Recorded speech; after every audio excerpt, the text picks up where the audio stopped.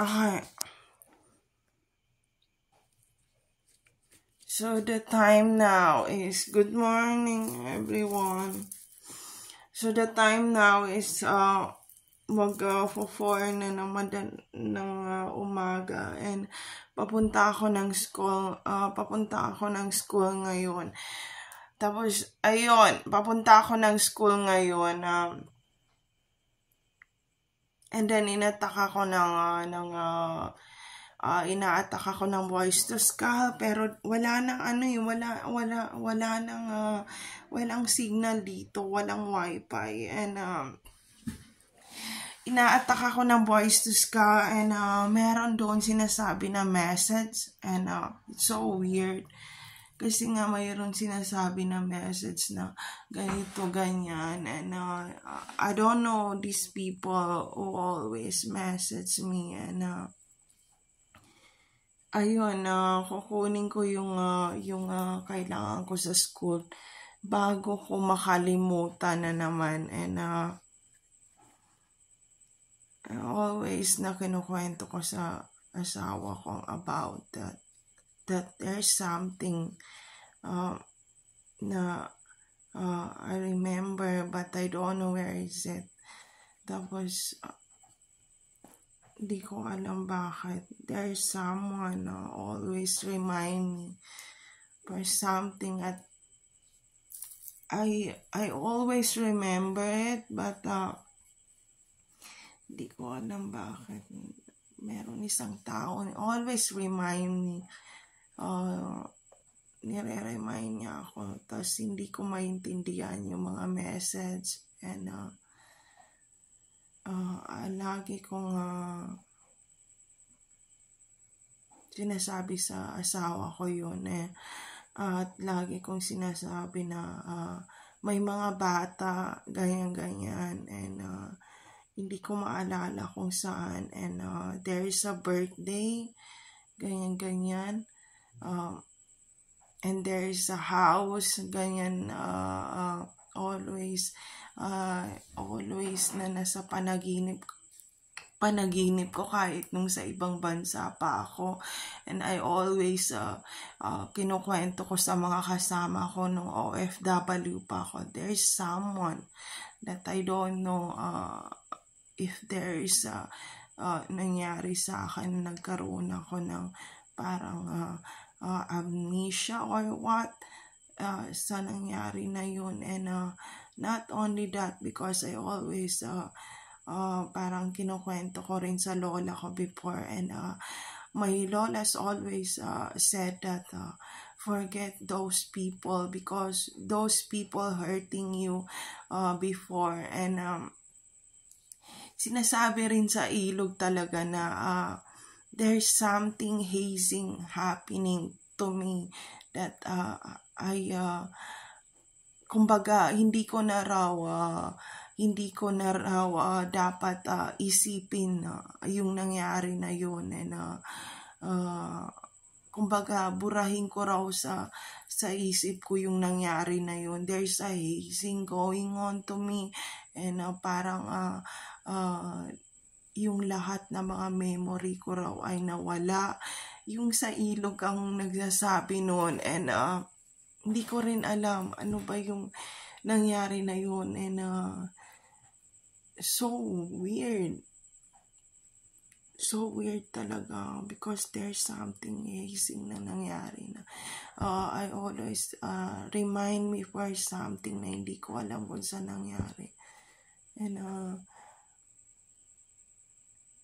lagi rin yung sinasabi ko sa asawa ko, and asawa ko sabi niya, kalimutan mo na kaya, babe. Sabi ko, bakit ko kakalimutan ganyan, and there is a kid, sabi ko, ang daming bata doon sa memory na yun, and sabi niya, forget those people, and hindi ko alam, so weird. This is happening na parang someone remind me nung nag-away kami ng asawa ko, and talagang parang ginanong-ganong ko yung ulo ko sa wall, ganyan ko yung ulo ko, and then sabi niya, B, stop it na, ganyan. And then, hanggang parang dumugo yung ulo ko, saka ganun ko talaga, kasi ginanong ko talaga yung ulo ko, ginanong ko, sabi niya, B, stop it na, ganyan. And then, doon sa bed naman, ginanong ko yung ulo ko, sabi ko, buisit kang ulo ka, wala kang kwenta, lagi kasi akong nakakalimutan ko lahat eh. Sabi ko, wala kang kwentang utak ka, lahat na lang nakakalimutan mo, wala kang silbi, lahat nakakalimutan mo.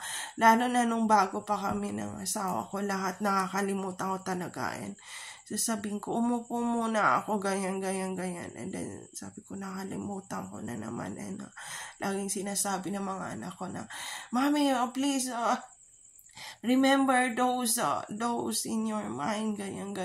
Sabi ko, oh my God, I forgot it again. And then,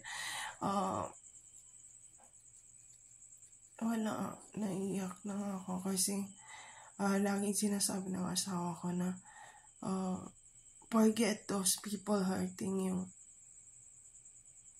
Forget him and forget their name also. Kahit yung pangalan nila, kung pwedeng hindi mo natandaan. Yun ang lagi niya sinasabi sa akin. Na forget those people hurting you. Ganyan.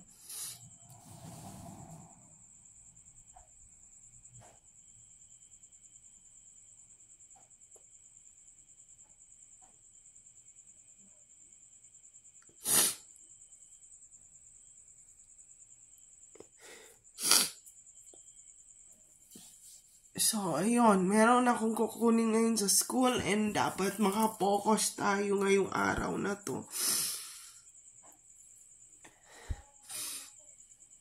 And, nangyari yan nung time na dumugo yung ulo ko na nag-away kami nagkaroon ng parang, sabi niya, Bibi, tumayo ka, Bi, ganyan. Sabi ko, there's someone, ganyan. And there's parang hazing na nangyari na nagtothrowback. And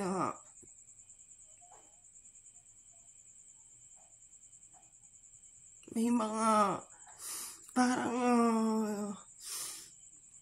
parang merong mga parang putikan ay hindi ko maintindihan. And there's putikan siya and there's lots of may mga laruan doon and there's kids and may mga tao na hindi ko maintindihan kung saan yun. And alam niyo ng lola ko, lagi nang sinasabi sa akin, forget those people.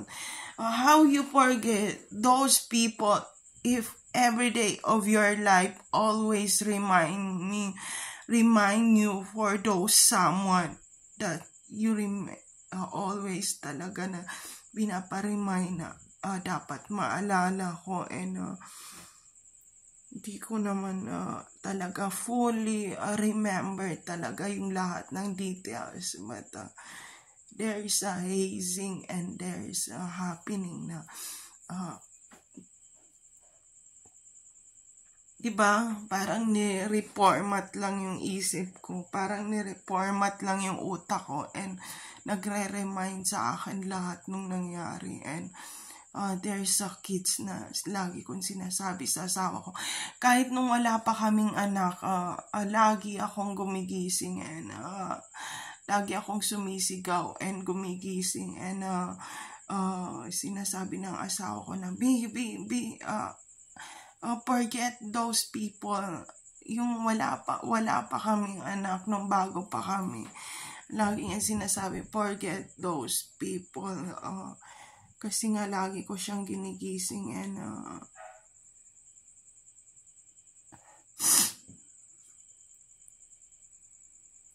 so right now I'm alone and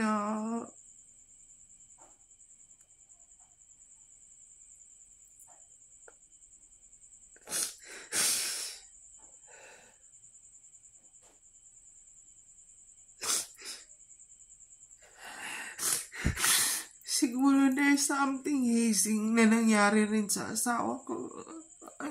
Nagre-recover pa siya ngayon.